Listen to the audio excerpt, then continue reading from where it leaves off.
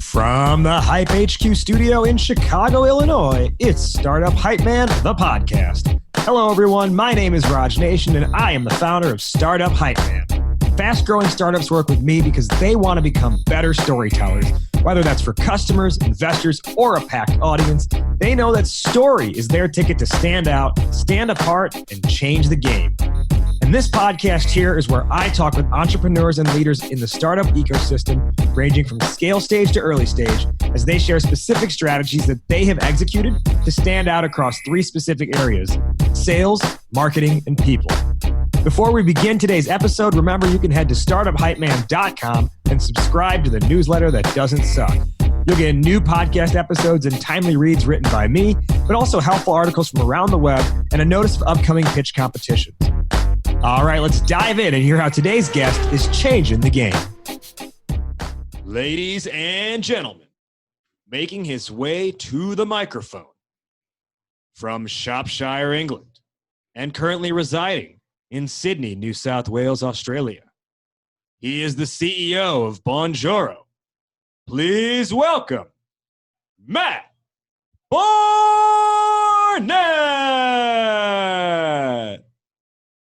Hey Raj, awesome to be here. Matt Barnett, welcome to Startup Hype Man, the podcast. In fact, we are hitting our season 13 debut episode, if you can believe it. So you should feel, well, I don't know if you should feel honored, but you should feel something to be the first episode of the new season. I do. I feel warm and fuzzy inside. Okay. All right. And that's not because it's crazy reverse time here where you're in Australia and it's like 5 a.m. and that warm and fuzzy is probably just your stomach brewing for a later bathroom session. It's the coffee and the heat. I'll be honest. Nothing to do with being on the show, that's for sure, though. So he is Matt Barnett, the CEO of Bonjoro. Bonjoro helps customer success teams convert and retain more customers through personalized videos. Bonjoro has 24,000 users with customers, including companies like ConvertKit, Design Pickle, and Entreport. The industries their customers come from include the e-commerce industry, education, nonprofit, and SaaS, among others. They are achieving 9% month-over-month growth. They have raised $1 million in their 3-year history. And today, we are talking with Matt on a very cool topic, which we have not explored at all in the past. Our topic today is make your customers your marketers. Matt, once again, welcome to the show, but tell our listeners why make your customers your marketers is on your mind and why it's important to you. So honestly, I'd say it's the most cost-effective growth channel you will ever have. And it's the highest converting. And it is extremely valuable in positioning your brand out to the market. You'll never beat it with anything else you ever do. We are going to explore that a whole lot more. But before we do, let's learn a lot more or a little bit more about Matt, the person. And Matt, I was doing some research on you, and I found that you are a licensed beekeeper. You're like you can officially say you're a professional beekeeper. Are you keeping bees today? And just tell us about the story about being a beekeeper. I don't know how you found that, but I'm literally in the process of looking for some more bees right now. It's been a few years. I had a choice of zoology or business, and I chose business. But my passion outside of that is zoology by a long way, which is part of the reason I moved to Australia. That's really cool. Okay, so tell me about where did beekeeping come in for you, and what do you feel it has taught you? So I'm fascinated by insects and arachnids. So entomology is probably where I would have gone. Beekeeping, in terms of that, of I think all life on the planet, I think hive creatures are absolutely fascinating. They function like no other. In terms of bees, I mean, even I started very young. I started when I was kind of 14, and you realize the impact then they have on the entire ecosystem in terms of pollination, in terms of food that they provide to other animals. And I think if you want to understand, I think food structures and how ecosystems are very, fragile and rely on small things, bees are probably the most impactful small creatures that we know on the planet today. And since that time, bees are now in the public eye a lot because of obviously bees are mainstream now. They're mainstream, and they're facing some huge issues. Obviously, a lot have died off over the last few years. But I think we're in a position now to start to reverse that. It's great they have come into the public eye. It's great that there's urban beekeeping happening. Anyone out there who's thinking about buying a beehive or getting into it, do it, because I'll be honest, now's the time that they need you. The bees need our help, he says. How many times have you been stung? Not that many, to be honst. Which is good. I often don't go out without my suit on, so. No, I tend to not go out without my suit. Yeah, the bad thing is the more you get stung, the more it affects you. So I want to keep it that way. Let's put it that way. Is that true? Right? The more you get stung over time, you don't get a better immunity to it? Yeah, you always hear about beekeepers who end up dying because of stings, and you think, well, why are they keeping bees if they're allergic? They're not. It actually builds up over time. Luckily, in Australia, we have a native stingless bee. So those are the ones I'm looking to get next. First and foremost, because they're native. We need to grow the native bees. But secondly, because you can play with them in your hands and they don't sting you. Yeah, my concern would be, and let's say I have stingful bees instead of stingless bees. Stinging bees, I guess I should say. My concern would be, you're wearing the suit, so you're protected. But then, let's say you don't brush all of them off before going back inside the house. And then all of a sudden you got a couple bees flying around. You're going to get stung. Look, I surf here in Australia.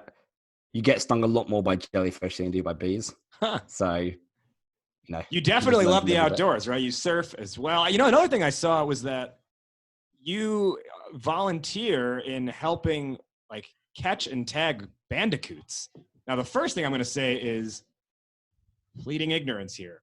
I don't think I knew the PlayStation video game Crash Bandicoot is my understanding of a bandicoot, but I don't think I ever knew it was a real animal. So, in your bandicoot tagging and catching life, is that something that you're just you particularly care about bandicoots, or how did that come about? Look, I think when it comes to giving back, start earlier. So, my end goal is to build kind of a fund around unloved creatures, if you like, ugly creatures. So insects, mammal, anything that kind of doesn't get public attention, doesn't get the funding it needs. Bandicoots falls into this because, again, they're a video game and that's about it.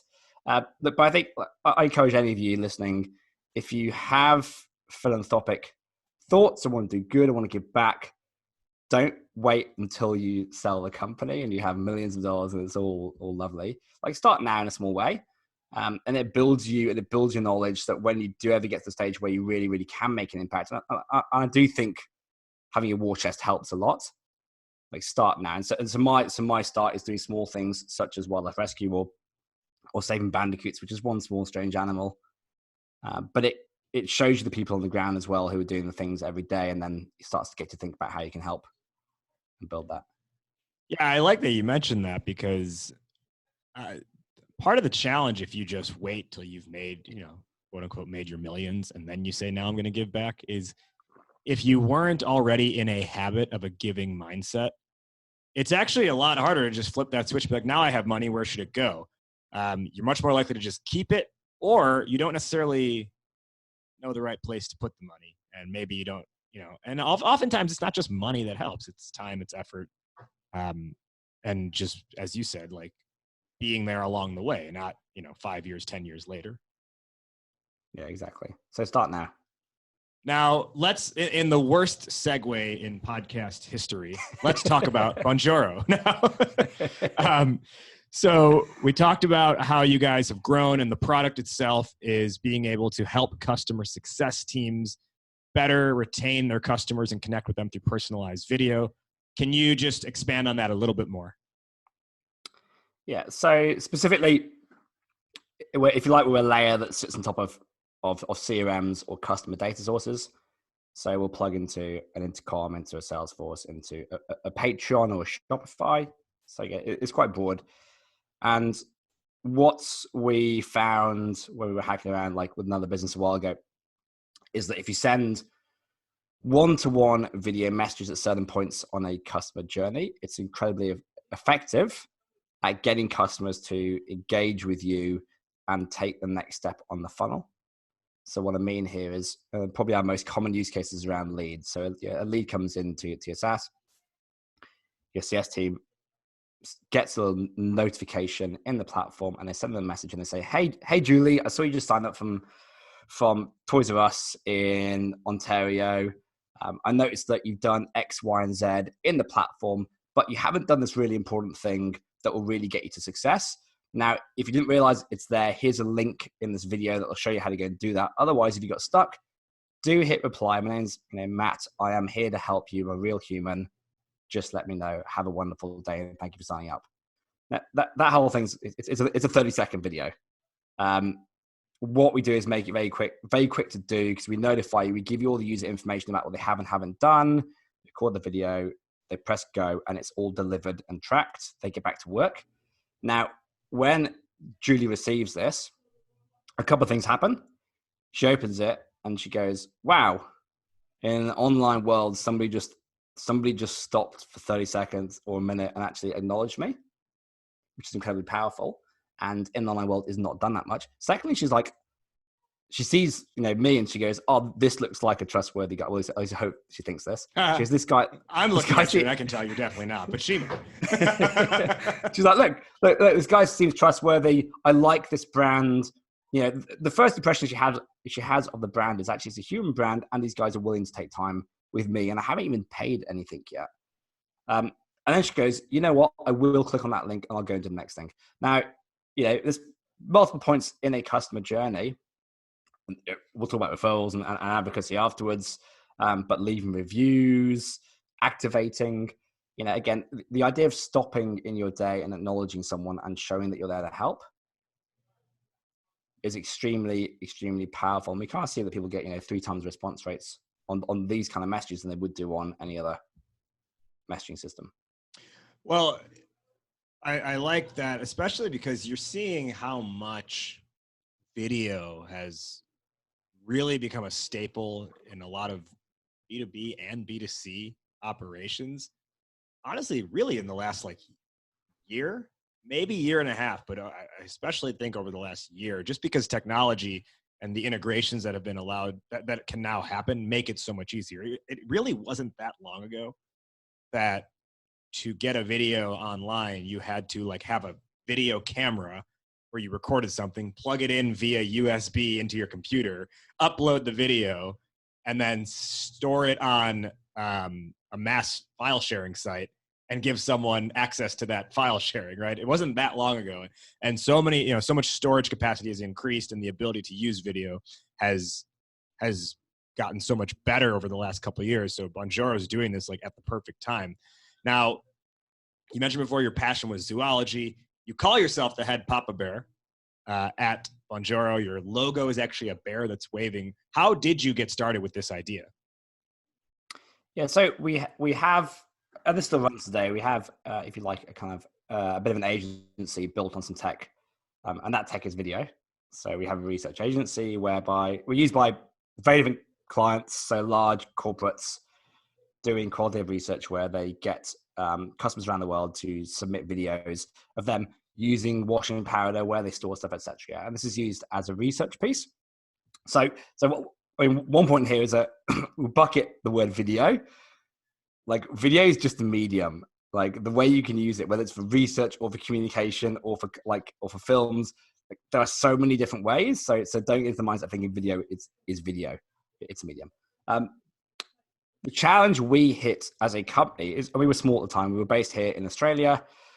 All our clients, being large corporates and FMCGs, were based in New York, London, and Paris. Australia is a bit of a backwater when it comes to this stuff. And so our leads would come in, and we would do the normal drip stuff, which at the beginning worked fine, but we weren't great at converting leads. And yet, if I can get into a room with people, I'm extremely good at converting leads. We had a great product and a great offering. So we would have to go and pitch these clients, these agencies. So rather than sending emails, we built a hack where I would get a list every morning of our leads, and I would send them videos. I used to take a boat to work across the harbor. I would go past the Opera House. Pretty iconic. So I stand on the story front just of this keeps boat. getting better. So I'm on this boat, wind blowing in my hair, and I'd be like, "Hey, JB, saw you stand from Ogilvy. Matt here from the Bait. Look, I saw you work with Budweiser, P&G, etc., etc. So do we. We've done loads of work in space. I'm obviously in Australia. There's the Opera House. I'm in London in 3 weeks' time. Would love to come and see you and the team."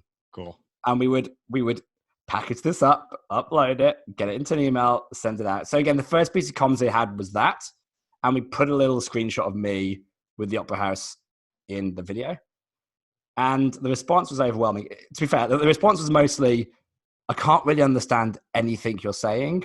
However, you look quite excited. I heard the word Budweiser, and you should definitely come in and see us." So it wasn't even the pitch. It was the fact they were just like, "This guy looks fun." Yeah. And then we get in, and then when we get to London and do the meetings, we get a lot more meetings. We can have triple that conversion rate. Yeah, we nail those meetings. From being in Australia, where traditionally we can't call people because they're asleep when they sign up. We're asleep when they sign up. Yeah. Long story short, one of those clients asked, I think the agency asked if they could use this video email thing, and we let them onto it, and we let them use it with their clients. And then one of their people they sent it to came to them and said, "Hey, can we use this thing too?" We put them on. Some of their customers came, and so it kind of just snowballed. And I think it took about 18 months for that to overtake the original company. We just kind of ran with it from there, I guess. So it was a happy mistake, but I guess the lesson here is that it was a need. It wasn't a want. It was a need that we had a real problem. We managed to solve it pretty well, and like, I guess the nature of the product, it managed to get picked up, and then we kind of just took that opportunity to see where that rabbit hole went. Yeah. Well, with that understanding of how Bonjoro got started, and our topic today is make your customers your marketers. So as we dive into this, let's start here. Can you tell us in the first place, like, how does Bonjoro typically acquire a customer in the first place? Yep, sure. So we have 3 channels that we use routinely. I think we've tested around about 13 different channels, and these are 3 that we really come back to. So one is inherent in the product. We have a viral nature. So people send messages, people see messages, and they come and check us out. If you have so you're saying like someone has sent someone else a message on Bonjoro, and then like, "Oh, what's this?" Exactly. Yeah. So there's a viral nature. I mean, we obviously work to take those signups through a specific funnel to maximize them, etc. The second way we grow, we do a lot of stuff through. So most of our traffic is direct, and what that means is most traffic is coming through word of mouth and influencers. So, and this is not completely detached from the first point, but what we do is we have a lot of people talking about us at events, on stages, in small echo chambers. Photographers, chiropractors, and small echo chambers. We do work to foster that. We end up on quite a few podcasts and talking, and not just me, but like different members of the team are invited in. We will go on stage at events and talk. We don't do any paid influencer stuff at all.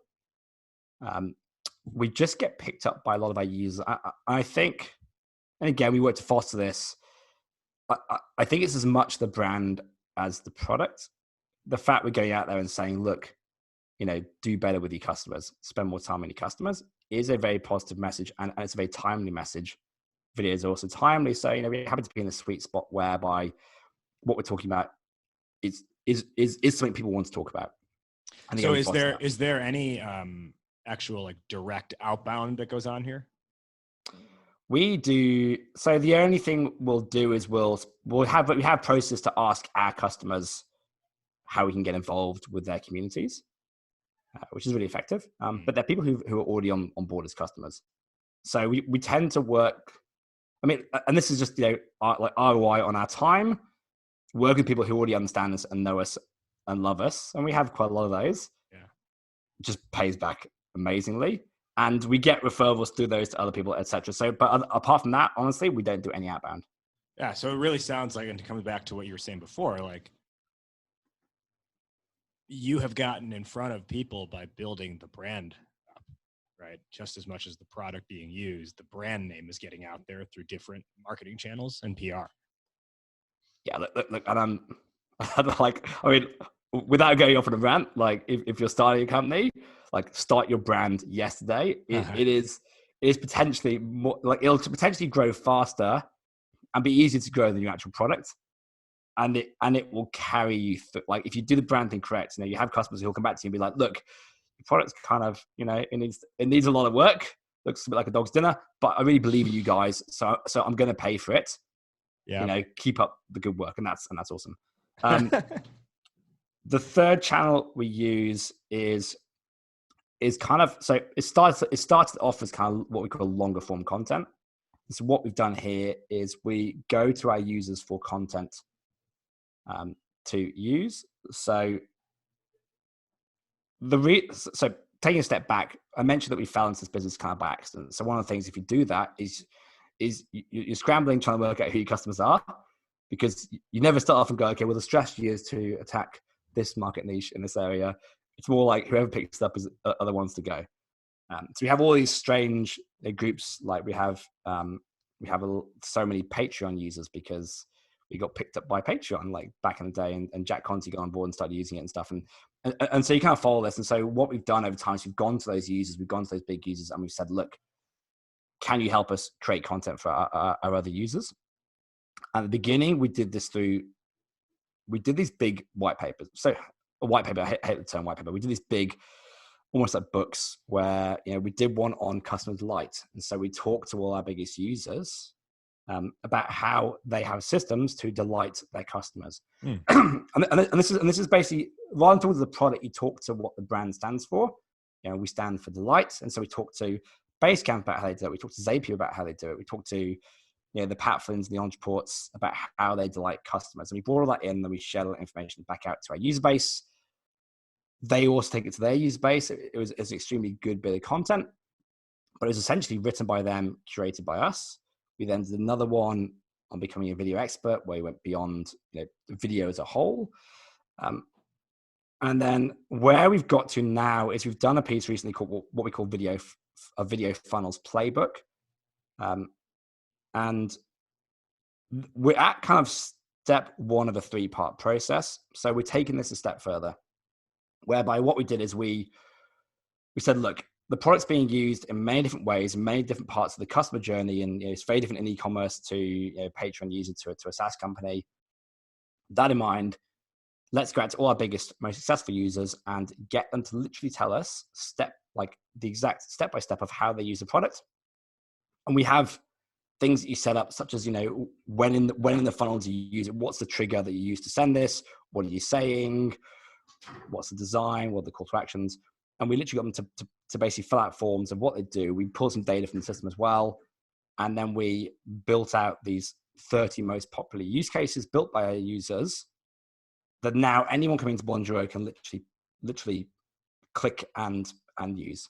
Mm-hmm. And I'm a big fan of doing things as quick as possible to see if they work. So the first way we did this was we structured up a landing page, and we put this out as a long form kind of PDF document that people can copy and paste stuff. Now what we're doing is we're taking this a step further, and we're very much inspired by, I guess, Zapier and Trello's inspiration board and Coda's kind of templates page, where basically we're now putting these templates online.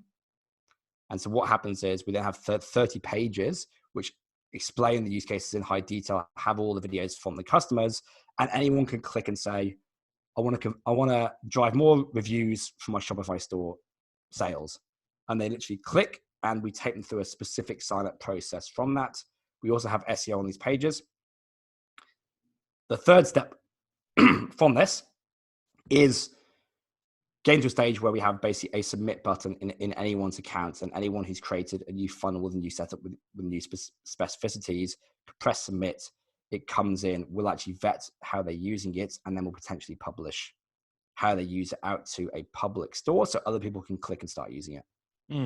Okay, so this is interesting because most people, ultimately what this is in a way is advocacy, right? Customer advocacy. Yeah. Most people think about that as getting referrals. Oh, going to my customer and asking, hey, do you know anyone else? Which oftentimes can be awkward to ask. A lot of times they say, yeah, and then they don't follow up with anything, right? You're actually, as you just said, you're getting customers to not only use Bonjoro as a product themselves for their needs, but on top of that, they're probably also recording video testimonials, just, as saying like, hey, I like using this. But even in addition to that, you are getting them to actually pretty much put together how-tos of how they are using it for other existing customers and potential customers to learn about. So in a way, they become your own customer success team. And that is, not even arguably, that is a much bigger ask than a passive email that's like, hey, do you know anyone else who would be great for this product, right? So you said you were inspired by Zapier and Trello, but I mean, like, is that where you got the inspiration for this type of process, or is it that plus something else? I'd say it's that plus us struggling to find out why people are using the product. Okay. so again, like Anita again, happy accident, right? Happy accident, yeah. God damn, there's so many different types of use cases. Which one should we focus on? And instead of doing that, we're like, you know what? Let's just go to the users. The biggest ones are out there. Let's accept that so we're a jobs to be done platform. We solve conversion, activation, like retention, essentially. Mm-hmm. We don't solve gyms. We don't solve chiropractors or SaaS companies. We solve roles that apply to, or jobs that apply to many different companies. So we're like, let's take that approach. Let's ask people what jobs they're solving, and let's literally put it out there black and white for other people to click and start. Mm. Like I said, like Zapier, it's slightly different, but if you ever type in X software plus X software, like who comes up number one page? Like Zapier. Yeah, Zapier. Yeah. Even if they don't support it, they still come up number one page. And then you go there, and so we've used Zapier. We were like the 7th fastest growing app last couple of years. So we've been through the process, know the guys really well, and when you go through it, like you can see how when you set yourself up, and obviously there's a big gain to us using Zapier, so we are highly incentivized, but they get you to write out a lot of content. You have to pre-build a load of zaps. You have to write every single one with different words. You can't copy and paste anything. And the reason is just SEO, yeah? So over time, look, you're right. So it's a bigger ask from us to our customers. We do make it easier for them. If they've already built these things and using them, we can actually pull that data in quite easily. We do tend to showcase our clients as well, and we do talk about them, and we'll share them out there. We do have this. It's not like we're doing one thing. We're doing many, many things that all allow us to enable us to go and be able to do this. The whole brand piece. We're a feel-good brand. Like, to be blunt, people like us. Yeah, every single person who ever signs up for Bonjoro gets a video from one of my team. So they've all met from the very get-go. They already kind of feel like they know us. We then send them other Bonjoros down the lines. They stay with us. Some of them are kind of crazy from Australia, from London, from the States. We reach out to them. We talk with them. We have a great active community online as well, which we only let paying users into, which we really foster and grow. So we do a lot of work that preps our customers ready, that when we have the asks, it's super easy. Like, you asked me like before the show, do people ever say no? Like, I'll be honest, not really. Pretty much everyone is like, yeah, hell yeah. Like, yeah, of course, like they are, because they're sending videos out to customers, we've trained them to a state where they are extremely confident in what they do. So it's pretty helpful, and we're celebrating that they're doing good things for their customers. So it's again, aligns with that. Ideally down the line, we have this piece, and we haven't quite worked out the incentivization around this, is you get people to want to fight to submit stuff for you. And this is what Zapier has, Trello has this too, where they have inspiration boards. And so you basically get to the stage where everyone's like, I want to have my funnels. Yeah, on you the make it a Bonjoro thing. Homepage. You make it like a social thing almost, that it's cool to get your story featured, or your use case featured. Yeah, I think the way for us, will just be celebrating customers. Mm-hmm. Yeah, and where you go out to the world and be like, look how great Tim is, from X company. Look at what he's doing. Tim's awesome. And Tim's like, I'm awesome. Yeah, and he's out there. So celebrate, invest in your customers, help them, and they'll help you. But you know, it, it, it- build a culture that does this. So you're not just trying to do it as a hack. Build a culture so that all touch points of all your team, whenever they talk to customers, has this attitude. And when you ask, like, I don't think asking for testimonials is hard. It's it's extremely easy. Well, for a lot of people, I think they would say easier said than done. But yes, if you just make the effort, it can be done very quickly and very easily.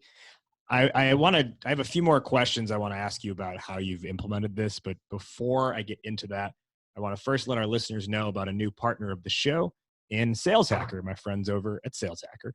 So if you've been a long-time listener here, then you know that I try to feature more B2B startups on the show, such as a company like Bonjoro, where all their customers are different, either businesses or individuals who run businesses. And Sales Hacker is the world's smartest community for forward-thinking B2B professionals. If you don't know about them yet, it's 135,000 members strong. So if you're a CEO, like our guest Matt is, if you're the head of sales, if you're a sales rep, if you're anywhere in between, Sales Hacker helps you get better at your job, period, with podcasts, articles, webinars, and research from actual sales experts and practitioners, including me, Raj Nation, the startup hype man. Every now and then I got some content put up there. So it's no fluff from like outside content marketers. It's just straight dope to grow your sales acumen. I'm a big fan of what they're doing, and I'm so excited to have them as a partner of this podcast now.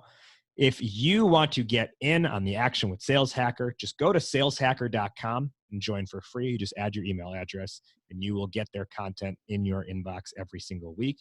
You can also just scroll their website for all the cool stuff they've got there. So again, it's saleshacker.com to get access to the articles, the research, the webinars, and more. Saleshacker.com. Today, we are with Matt Barnett, the CEO of Bonjoro, on Startup Hype Man, the podcast, our season 13 premiere episode, or should I say debut? No, premiere. Season premiere episode, I should say. And we are talking about making your customers your marketers. What Matt has talked about to this point is essentially getting them to submit their own use cases of using the Bonjoro product, which is then being promoted out to other customers and potential buyers. So Matt, one of the things you mentioned a few minutes back was you switched things up, or you added a layer where you just created a submit button within the app itself.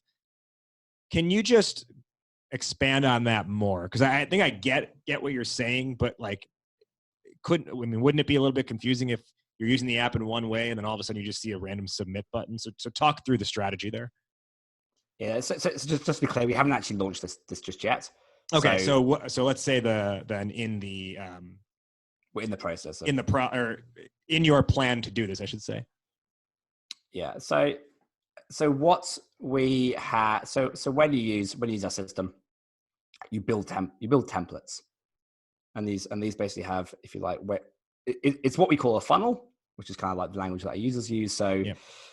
If you're sending a video message at a certain stage on the customer journey, these are not random. You have a trigger action. So the trigger action is very specific. So it could be new lead comes in, customer purchase product of X value, haven't heard from in 6 weeks. Those triggers are customizable. The user set, they have a trigger.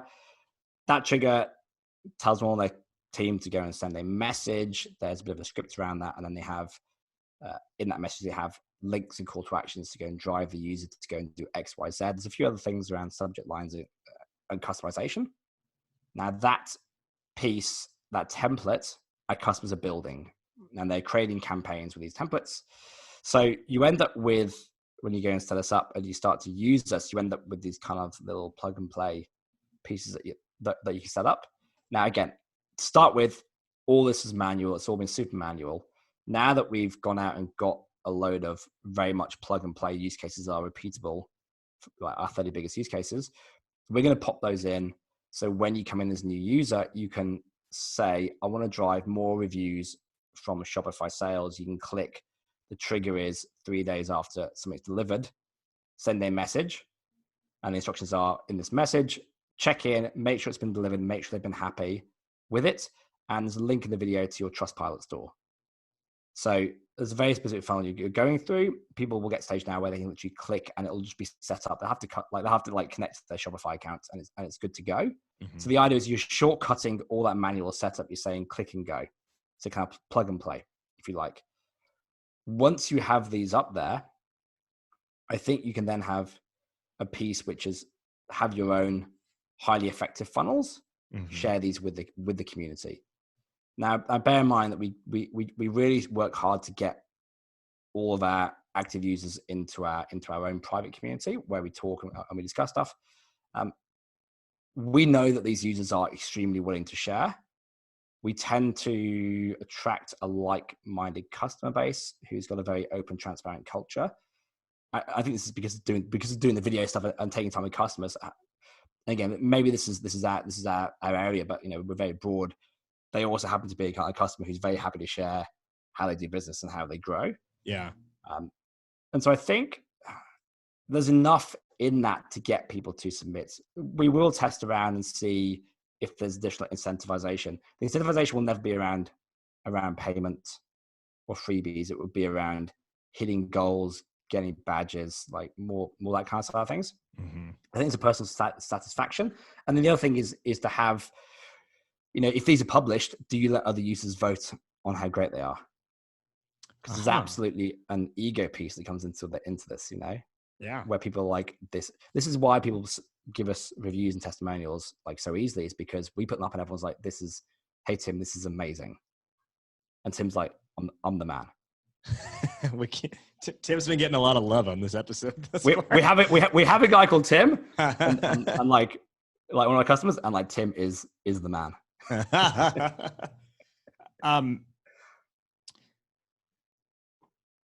In that process of, so taking back to what you said earlier on, where you said it's created by them, but it's written by us, right? So let's take not the submit button version, which was coming, but the way you've been doing it to this point. And you said like, hey, we just have to go up to them and like ask them about their story first. How do you, and maybe it's in a way in how you're extracting or writing the information, but how do you do this in a way where it doesn't just become such a thinly veiled, like, hey, Bonjoro is awesome, our product is the greatest? Because I think that can happen very easily. So what's your approach to that? Yeah, so story's part of this, and we do videos. We get them to submit videos around this. Look, to highlighting, we do this with successful users as well. So we do this with people who actually gain business success out of it, rather than just using the platform for the platform's sake. So we tend to kind of we vet down. Talking about the word is curation here as well. And this is important. If you do this, again, if you look at how Trello, so Trello allows people just to basically, if you're using Trello in some like innovative way, you can submit that and they'll put it on their store and other people can download it with all your templates and kind of get off. Yeah. But they curate this. We curate it too. So, we do take people through a process where we're like, is there a good story here too? And so for instance, let's go back to Tim. Tim runs a YMCA camp for kids in the States, which happens to be a great epicenter for us, in terms of users. Sure. Tim does this to basically thank donors. They have a lot of people who donate to the camp, and he thanks donors a lot. And from doing it, he gets a lot more backers, a lot more donations that allow him to go and do more things. So Tim talks about the things that this enables him to go and do, as the camp, from using this and from getting more donations, we're able to go and do X more to help kids. That's a story. Now, the fact that we help him do that, and we're one thing that helps him do it, he does other things too. The stories are the unique pieces. Make it about the customer. We're there, and you can use Bonjoro to help power that. But again, stories are the way that you make this about them. And this is why Tim will do this. And we'll share this as well. And Tim will get recognition. So it's very much, this is a common theme. Make it about the customers. Mm-hmm. Mm-hmm. Make it about them. Make a case. Be customer centric with it, right? Yeah. And I think truly customer centric. I mentioned this on another episode. It's funny. I actually recorded that before this one, so it'll be next week's episode. But I've already recorded that one. And what I mentioned there was how there's a lot of companies who say they're customer obsessed, but really, what they mean is they're marketing obsessed. They're obsessed with collecting as much data as they can, like personal data they shouldn't even be collecting, and they're obsessed with making their employees feel like crap because they burn them to the ground by saying, "Oh, if you're not customer obsessed, you're not customer obsessed unless you're working until 2 a.m. every day." Yeah. But this to me is like, and you don't have to use the word obsessed here because it's not what's happening in that case. It's like you said, customer centric and celebrating them. And when you do that, I think people want to buy from others if they see that they're not just in it for themselves, like the company's not just in it for themselves. And I think it has a ripple effect across the rest of your customer base if you see the brand doing something good for one customer, even if that wasn't you kind of feel like, oh, they're in a way it's reaching me as well. Like they care about me just as much. Yeah, so I've got a good story about this. I mentioned everyone who signs up, we demonstrate products. We send a video to every single person, no matter how many we get, saying, hey Raj, hey Mike, hey whoever. Yeah, like the team all takes part in this, so everyone has to go. Everyone welcomes customers. I've done this forever, but quite early on, we had a chap called Pat Flynn sign up, who in the SEO space, entrepreneur on fire, right? Yep. So that's John Lee. Sorry, Smart Pass. Is he Smart Passive Income? Yeah, Smart Passive Income. We also have John Lee as well. So we also have him. So Sam, yeah. And now I'll be honest, because we're from SaaS backgrounds, both these, so John and Pat Flynn, both people who we hadn't come across, to be honest. And when we sign up leads, we just see Pat. We welcome them on board, and we do the same thing we do with every customer. We take a bit of time, and then we nurture them throughout I guess, kind of customer life cycle.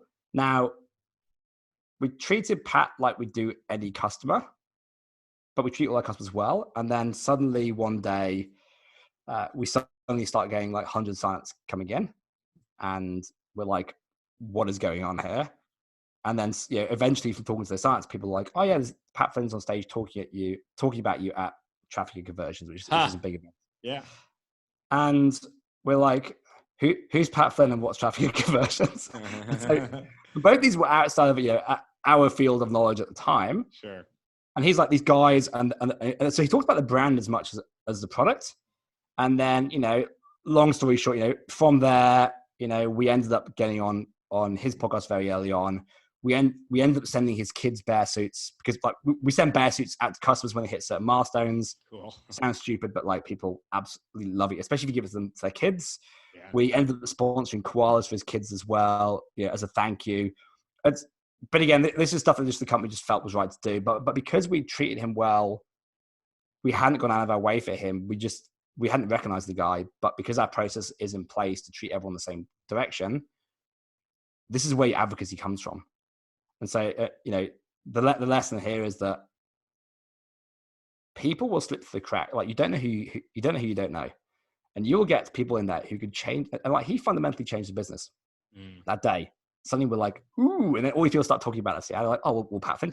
We've ended up being like in his book he's published, and so, and this has happened many, many times. But it comes because we treat every customer the same. We do the videos at the beginning. We do the bear suits. We get them into the community. We have someone who really like runs the lights. And because of that process, we make the most when those opportunities come about. So it's not random. It's all about the process around that. Yeah. I've got one more question before we begin our wrap up. Take it outside of Bonjoro's use case, and let's say there's another company who's listening to this. What do you think are almost like the base requirements that company needs to have to be able to enact a strategy that can make the customer the marketer? And like to this point, we've talked about having a strong brand, having open-minded or customers who already enjoy sharing about them, themselves, and just the fact that your product enables all this, right? But yeah, this does not just work for a video. So for a video company, I should say. So can you talk through what are like those base requirements for another company, regardless of, or maybe it has to be a certain type of product? You tell me. I think start from day one. So when you have someone coming into funnel for the first time, first impressions last. And so really think about what the first piece of comms that they ever get from you is. Now, even if you're not a video company, like I am biased, like you obviously can use video, but there's other things you can do to personally connect with them. Like it's amazing what 30 seconds of your time will do. Like we have the saying that like kind of ethos that we have, which is automate processes but never relationships. Like I'd suggest that to heart. Like the automation is to take the stuff away that you as a founder, you as a head of CS, don't need to be doing, so that you could spend your time building the relationships with customers. And relationships, you will need to put some one-on-one time in. This could be over coffee. This could be in the meeting. So think about that first interaction they have with you. Look at your first email, look at your first phone call, and how do you make it more about them, and how do you get your people to the front of that interaction? If you've hired well, if your culture's good, trust your team to make those connections. Then around that, how do you foster those customers? And obviously you need to have some filtering here. So maybe only just for paid customers. If you haven't got a community yet, go get a community. Make this about your paid users, to be honest. So start off with your most active users. Build it up strategically. So start off with your most active users. Build that up until you've got a high level of engaged users on there, and then start to bring in more and more users over time. Don't start with, there's strategies here, read about it. That community will become your lifeblood. And because once conversation kicks off, that community should survive if your company goes under. But that's how you know you've got to a stage that it works. And this will become a lot of the fuel for your core users and the guys you get testimonials off. And they'll tell other users, et cetera, et cetera. It'll become a growth metric. If you do this correct, then down the line, again, in the process, you can have an email that goes out at 4 months and says, hey, just wondering, do you know anyone else or any communities that, we could get involved with and help out with? Hey, this month we're doing a push to support nonprofits. Do you think there's any nonprofits that, we get on board with and help out with? And when you start to ask this stuff, people know that you're not just trying to make another dollar. They like you, they like your team, they like your people. They think your product's good, your service is good. And they're like, actually, I would like to help. And not everyone will, of course, but you'll have a lot more hands up than you would ever expect. Yeah, and then once they do this, more than zero, yeah. And then once they do this, yeah, again, nurture those advocates. Now, if you have an advocate, keep them, never let them go. Have a list of them on your wall. Those are the guys you give back to again and again. And give back. If you're gonna, every time you ask, give something back. And if that's a bear suit, send them a bear suit. If that's a coffee, buy them coffee. If it means that you pop in unexpected and see them, give them a shout on social when they get a great article, do that. And again, you can processize. You can put this into a process. But when you do it, if you do this correctly, it will work, and it'll become self-fulfilling because it's so enjoyable. Everyone comes back and they're like, "You guys are great," and you're like, "This is awesome!" It makes business feel good, and so you just start to do more of it, and then it just starts to snowball. There's a few things that I pulled out of what you just said, but I'm going to save it for my final takeaway portion. So before we get to that, though, as we start our wrap up, where can our listeners find Bonjoro, and where can they learn more? Yes, just head to bonjoro.com. If you do ever want to try a trial, you're going to get a video from one of us. So if you apply to that, just have a chat to us. If you ever do want to reach out to me, feel free to hunt me down on LinkedIn. Papa Bear is my name. Happy to help. I had a lot of help getting started. I had a lot of help. So if you would like some advice or anything else, I'm always open. Please do reach out. If you search Papa Bear on LinkedIn, he will show up. And also you can find Bonjoro just because someone will probably be talking about it somewhere in the market. Okay, so to wrap up then, we will each give our top 1 to 2 lessons or takeaways for the listeners based on the discussion today. Our topic was make your customers your marketers. I'll go first and then I'll let you go, Matt. So to me, and really in that last portion there, what I drew out of that was to make this a successful process or a successful strategy or even pillar of your company, you have to have a way for your customers to talk to each other. Actually, I should say it a different way. The best way that your customers talk to each other should not be by accident. There should be some orchestrated way for them to connect with each other, communicate, and share with each other. And I think that should work really well for any marketplace company, particularly on the B2B side of the marketplace. Honestly, most SaaS companies, and many app-based companies as well, if it's, like a business owner or a business person who's using the app. The other thing I just want to say real quick is what I really like how you said, it's amazing what you can do with 30 seconds of time. And that's really, I think, what's happening in all the Bonjoro videos that are being put out when, it's part of the onboarding funnel or part of the acquisition funnel or part of the customer success funnel. 30-second or less video just saying, hey, thanks for this, or hey, really looking forward to getting to know you more, something like that. Like you said, a lot can happen with 30 seconds of time. Matt, top 1 or 2 takeaways or lessons for the listeners? Top 1, you can't ask if you don't give. So don't expect people to help you if you don't help them, and don't invest time in them. So if you ever say, I don't have time to spend a minute on a customer, you don't deserve that customer. To be blunt. Secondly, the last thing, I may wrap up. Like I mentioned this a minute ago, this kind of ethos that we live by, which is the idea of automating processes but never relationships. Like if you take one thing away from this podcast, I think take away that. Get rid of the stuff that doesn't involve the human element, where you don't need personality to be human. So it frees you up as an individual to spend time at, whether it's doing advocacy, whether it's talking to users about building a better product or whatever it is. Like automate processes, but just don't automate the relationships. My final question for you, fill in the blank. Entrepreneurship is blank. Hard. It's about tenacity. Say a little bit more on that. Don't stop. We launched this business out of another business that was okay, but just what wasn't enough. If we'd carried on, we probably wouldn't be here today. But we saw the opportunity, we kept going, and here we are. He is Matt Barnett. He is the CEO and self-proclaimed Papa Bear of Bonjoro. Matt, thank you for joining us to kick off season 13 here on Startup Hype Man, the podcast. Thanks, Raj. It's been emotional. That wraps up today's conversation. Did you like what you heard? Startup Hype Man, the podcast, is available on every major platform, including Apple Podcasts, Spotify, Google Play, and more. So be sure to subscribe on your platform of choice and leave a rating and review. Do you want to be an upcoming guest on the show? Email media@startuphypeman.com with your idea, and my team will review. Our theme song is Change the Game by Jay-Z, all rights owned by Rockefeller and Def Jam Records. And hey, if you want to work together on making your startup story the only one that matters, email me at rajiv@startuphypeman.com. That's RAJIV@startuphypeman.com. Well, that'll do it for today. Thank you for listening. Thank you to today's guests for joining. You have been checking out Startup Hype Man, the podcast. I'll catch you next week. But in the meantime, word up, raise up.